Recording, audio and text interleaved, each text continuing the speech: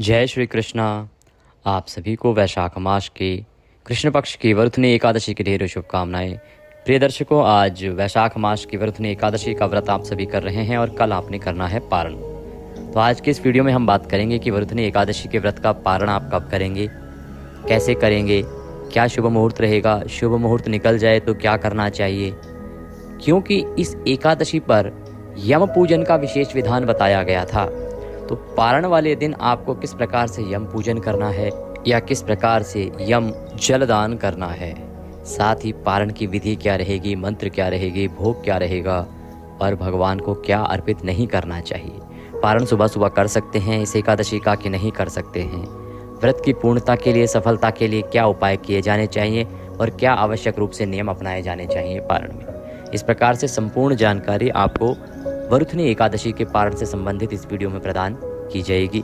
जानकारी जो भी है वो शास्त्रीय है, शास्त्रों पर आधारित है। हम मनगढ़ंत बातें नहीं करते, क्योंकि आप देख रहे हैं देवभूमि ज्योतिष संस्थान का प्रतिष्ठित यूट्यूब चैनल देवभूमि धार्मिक। हम यहाँ पर जो भी जानकारी देते हैं वो ज्योतिष शास्त्र पर आधारित होती है, पंचांग पर आधारित होती है। हम इधर उधर की बातें नहीं करते। जो पुराण बताते हैं वही वृतांत आपको सुनाते हैं, कथाएं सुनाते हैं। साथ ही जो पंचांग बताते हैं, ज्योतिष शास्त्र बताते हैं, गणना के अनुसार आपको व्रत और मुहूर्त आदि की सही जानकारी प्रदान करते हैं। तो यदि आप चैनल पर नए हैं और सही जानकारी प्राप्त करते रहना चाहते हैं तो चैनल को सब्सक्राइब अवश्य कर लीजिएगा। और जो बेल आइकन का निशान, जैसे ही आप सब्सक्राइब करेंगे तो एक बेल का निशान बना हुआ आएगा, उसको दबा दीजिएगा, तभी आपको हमारे सारे वीडियो मिलने आरंभ होंगे, अन्यथा जानकारी छूटती जाएगी। चैनल को सब्सक्राइब करने से लाभ ये होगा कि कोई भी व्रत और त्यौहार क्यों ना हो, उसकी जानकारी आपसे छूटेगी नहीं, सबसे पहले मिलेगी, क्योंकि हम सबसे पहले जानकारी देते हैं और सबसे सही जानकारी देते हैं। किसी भी व्रत और त्यौहार की क्या कथा है, कौन सी कथा है, वो कथा भी आपको सुनाते हैं। आपके मन में कोई सवाल होते हैं, कुछ पूछना चाहते हैं ज्योतिष से संबंधित, पंचांग से संबंधित, तो वो भी आप कमेंट बॉक्स में लिख के पूछ सकते हैं। ये सारी सुविधाएं आपको हमारे इस चैनल को सब्सक्राइब करने से प्राप्त हो जाएंगी। जानकारी आरंभ करें उससे पहले आपसे अनुरोध है कि वीडियो यदि थोड़ा सा भी अच्छा लगे तो कृपया इसे एक बार लाइक अवश्य कर दीजिएगा। आपका एक लाइक हमारे लिए बहुत महत्वपूर्ण होता है। अपने एकादशी व्रत की सफलता के लिए, पूर्ण फल प्राप्त करने के लिए कमेंट बॉक्स में अवश्य लिखिएगा ओम नमः भगवते वासुदेवाय, ओम श्री माधवाय नमः। आइए जानकारी आरंभ करते हैं।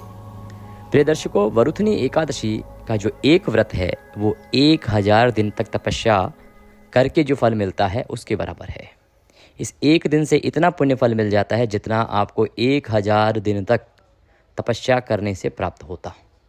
ये वृतांत आपने कथा में भी सुना होगा। तो जो इतना अधिक पुण्यदायी दिन है, इतना अधिक फल आपको ये एकादशी दे रही है, तो इसका अभिप्राय ये है कि कुछ तो होगा इस एकादशी के नियमों में। इतना तो सरल नहीं हो सकता किसी भी चीज़ को पाना। जी हाँ, अगर आप नियमों का पालन करते हैं तो ये बहुत सरल हो जाएगा, अगर आप नियमों का उल्लंघन करते हैं तो ये बहुत कठिन हो जाएगा। वरुथनी एकादशी जो है ये आपकी सभी मनोकामनाओं को पूरा करने वाली है और सौभाग्य देने वाली है। दुर्भाग्यशाली महिला भी यदि इस एकादशी का व्रत कर लेना तो उसका भी सौभाग्य जागृत हो जाता है। इतनी अधिक महिमा है इस एकादशी की। तो अब बात ये आती है कि इस सौभाग्य को जागृत करने के लिए व्रत को किया कैसे जाए। व्रत को करने की विधि हमने आपको वीडियो में समझाई थी। आशा करते हैं आपने उसी के अनुसार पूजन किया होगा, कथा श्रवण की होगी। पुनः आपको बता दें, यदि अभी तक कुछ माताओं बहनों ने पूजन नहीं किया है तो पंचोपचार से भगवान का पूजन कीजिएगा। संकल्प एक आवश्यक प्रक्रिया है, संकल्प आप अवश्य कीजिएगा। संकल्प करना चाहिए, संकल्प करने के बाद पंचोपचार से भगवान का पूजन करना चाहिए।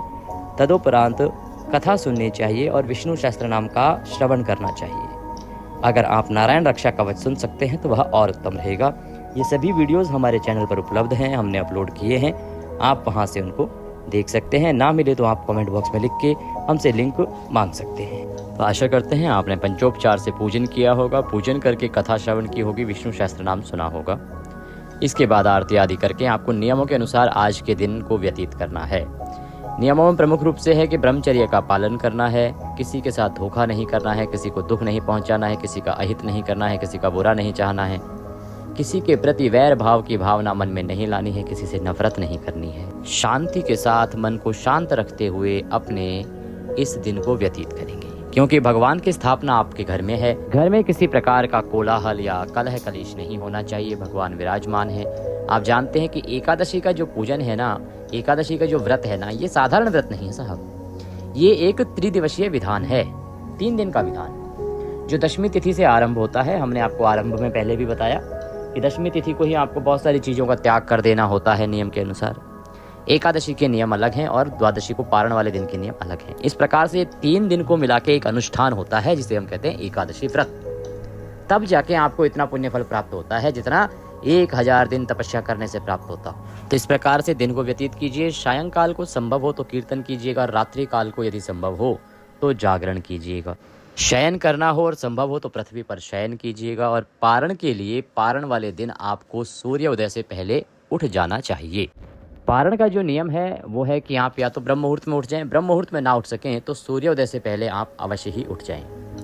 एक चीज़ का आपको ध्यान दिलाना चाहेंगे, हमने पहले भी बताया था कि ये जो एकादशी है ना, इस पर यम जलदान का विशेष महत्व है। विशेष महत्व क्या कि अगर आपने यमराज को इस दिन जल अर्पित नहीं किया तो आपके द्वारा किए जा रहे इस पूजा पाठ का आपको पुण्य फल प्राप्त नहीं होगा। और ये कोई साधारण बात नहीं है या इधर उधर की बात नहीं है, हंसी मजाक की बात नहीं है।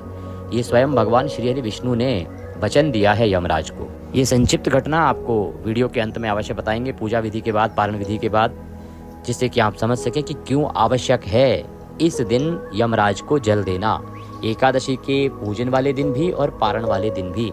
और ये सत्य है कि भगवान के द्वारा ही यह प्रतिपादित कहा गया है कि यदि कोई भी व्यक्ति इस दिन यमराज को जल अर्पित नहीं करेगा तो इस दिन किए जा रहे सभी पूजा पाठ व्रत आदि का फल निरस्त हो जाएगा, शून्य हो जाएगा। ये वृतांत आपको समझाएंगे। अभी बात करते हैं कि अब आपने पारण की पूजा कैसे करनी है, पारण वाले दिन पूजन कैसे करना है, क्या विधि और नियम रहेंगे, और फिर बताएंगे यमराज को जल कैसे देना है, कब देना है।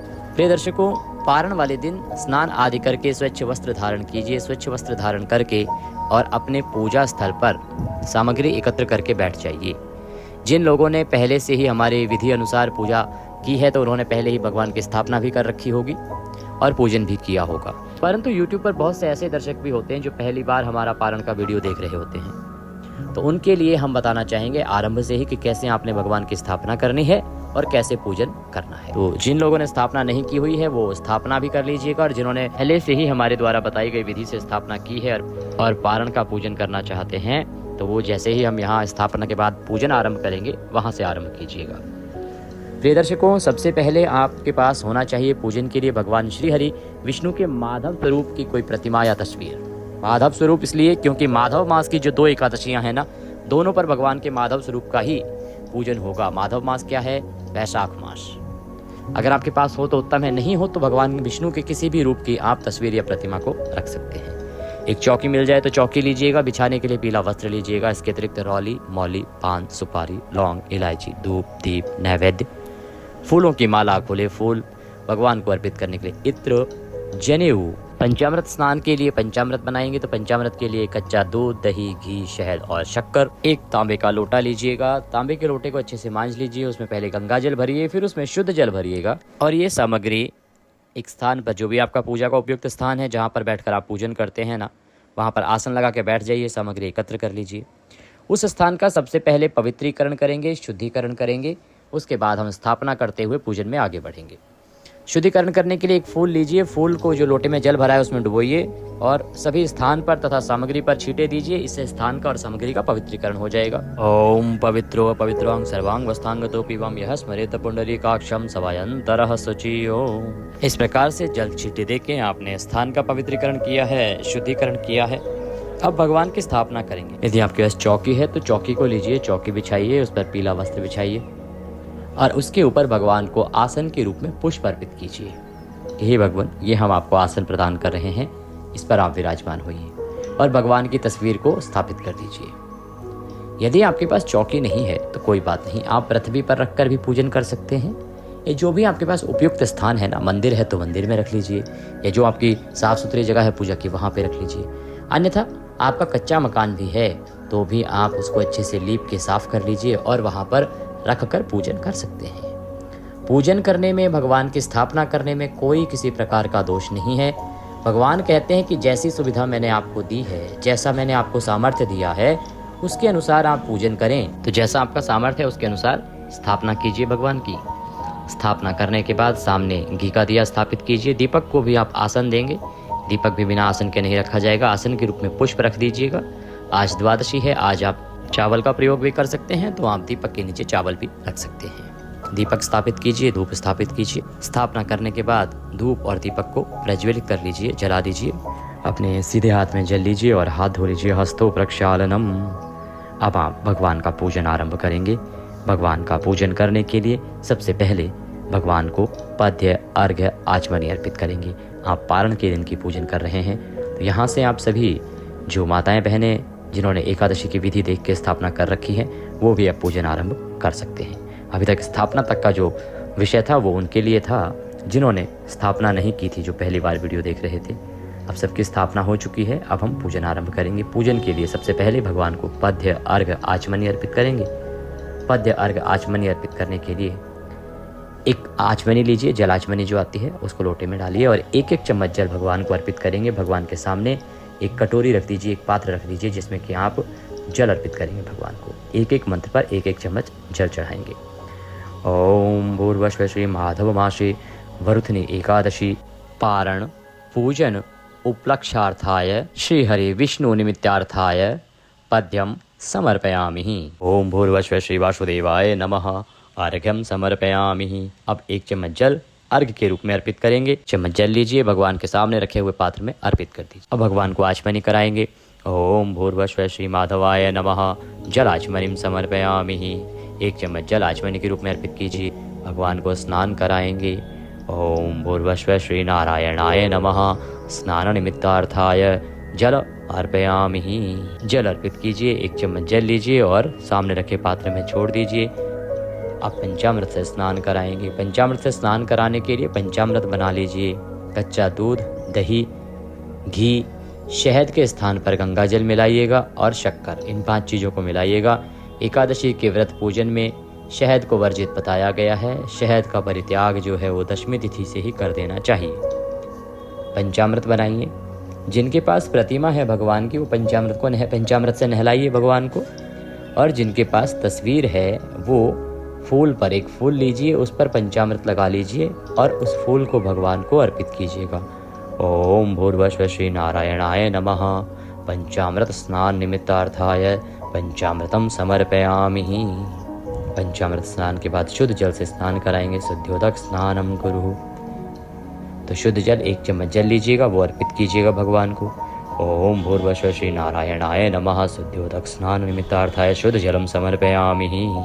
शुद्धोदक स्नान के बाद भगवान को वस्त्र अर्पित करेंगे। वस्त्र के रूप में एक मौली का टुकड़ा तोड़िएगा और वह मौली भगवान को अर्पित कीजिएगा। ओम भूर्भुवः श्री नारायणाय नमः।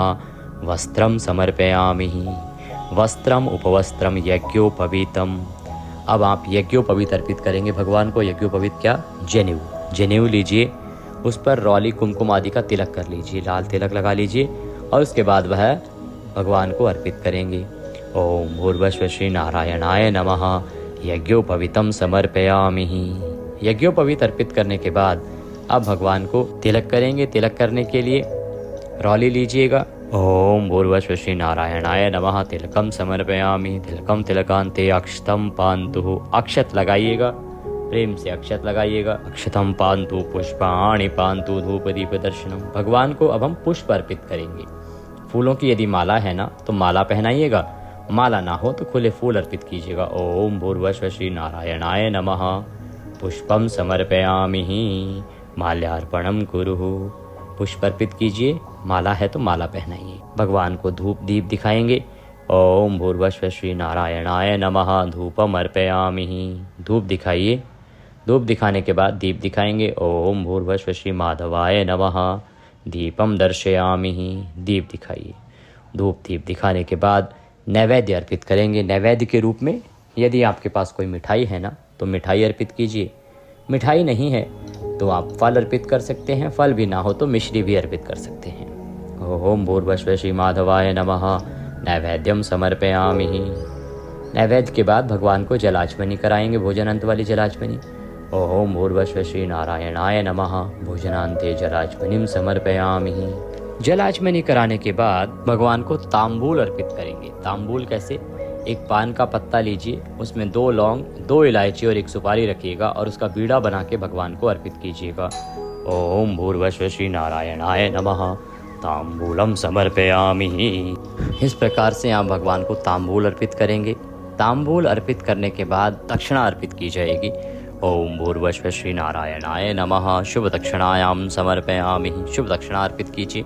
जो भी दक्षिणा आप अर्पित करना चाहते हैं दक्षिणा अर्पित कीजिए। हाथ जोड़ के भगवान को नमस्कार कीजिए कि प्रभु हमने यह पूजन किया है, इसको आप स्वीकार कीजिए। तदोपरांत आपको विष्णु सहस्त्र नाम का पाठ करना चाहिए। विष्णु सहस्त्र नाम पारण वाले दिन यदि आप सुनते हैं तो अति कल्याणकारी बताया गया है। विष्णु सहस्त्र नाम सुन सकते हैं या रक्षा कवच, नारायण रक्षा कवच भी सुन सकते हैं, दोनों सुन सकते हैं। अगर आप सुनते हैं तो ये अति लाभदायक आपके लिए रहेगा। भगवान की इसके बाद आरती करेंगे। आरती करने के बाद आप पारण का भोग लगाएंगे। बात आती है जी पारण का भोग क्या लगाना है। देखिए, पारण का भोग वरुथनी एकादशी पर गाय के दूध की खीर का भोग आप लगाएंगे। गाय के दूध की खीर का भोग इस एकादशी के लिए उत्तम रहेगा। अगर ये संभव ना हो तो आप पीले चावल का भोग लगा सकते हैं। ये सभी एकादशियों के लिए बताया गया है। और अगर पीले चावल बनाना भी संभव ना हो, पीले चावल भी आप नहीं बना रहे हो तो कोई बात नहीं। इसके बाद आप जो घर में शुद्ध आहार जो भी आप बना रहे हैं, सात्विक भोजन, आप पूड़ी हलवा बनाएं, रोटी सब्जी बनाएं, पराठे बनाएं, सात्विक बनाएं, उसका भोग भी लगा सकते हैं। तो जो भी भोग आपने बनाया है ना, उसकी थाली सजाइए। थाली सजा के भगवान के सामने रखिए। और अब रखिए उसमें तुलसी का पत्ता।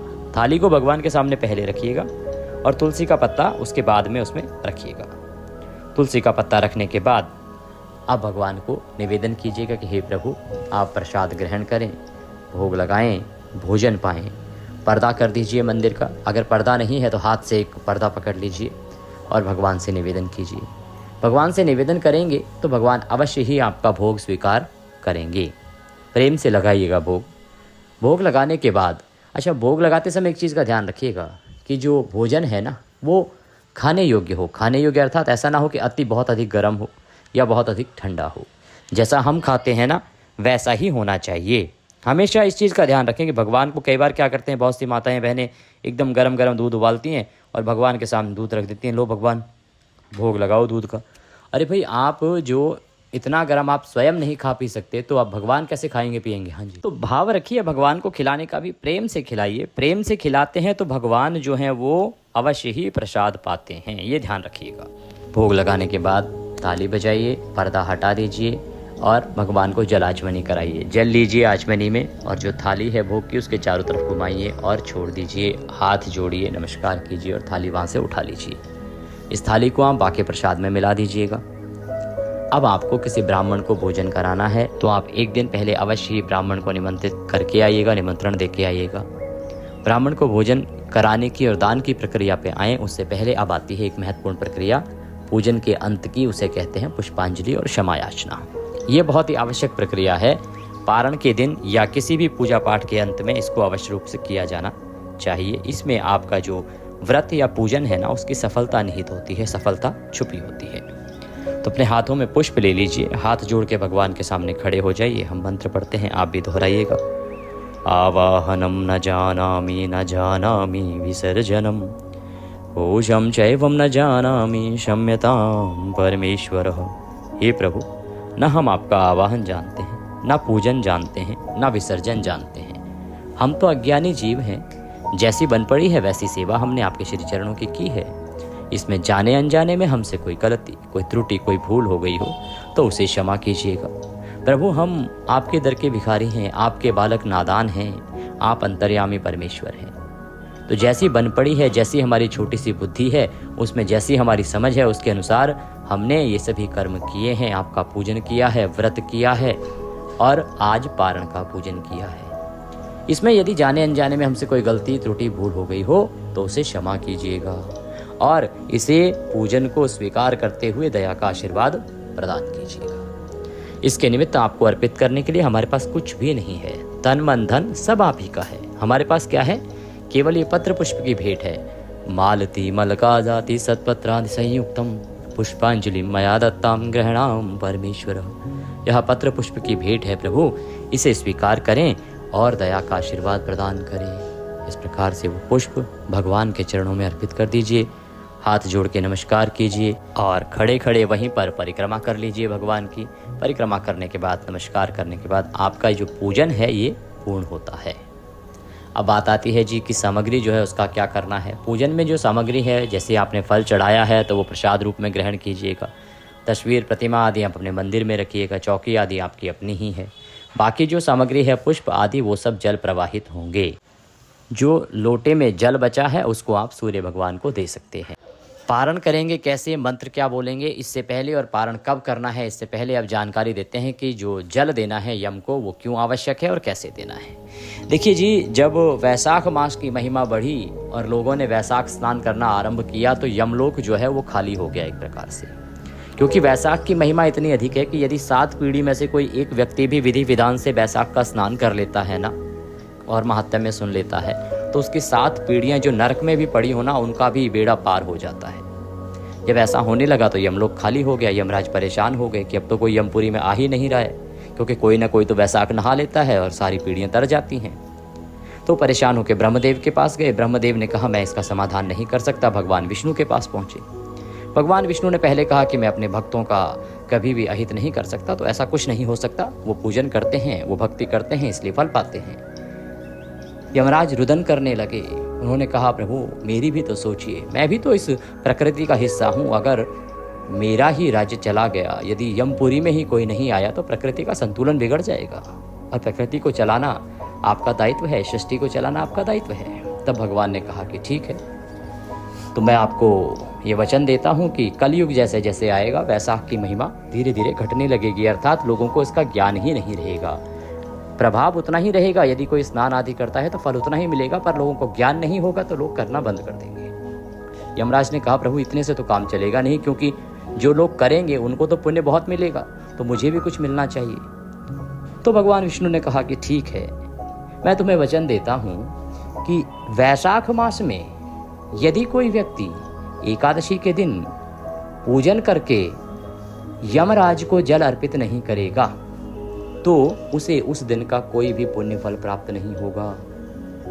उस पूजा पाठ व्रत का पुण्य फल प्राप्त करने के लिए उसे यमराज को 1 लोटा जल अर्पित करना पड़ेगा, तभी उसको पुण्य फल प्राप्त होगा।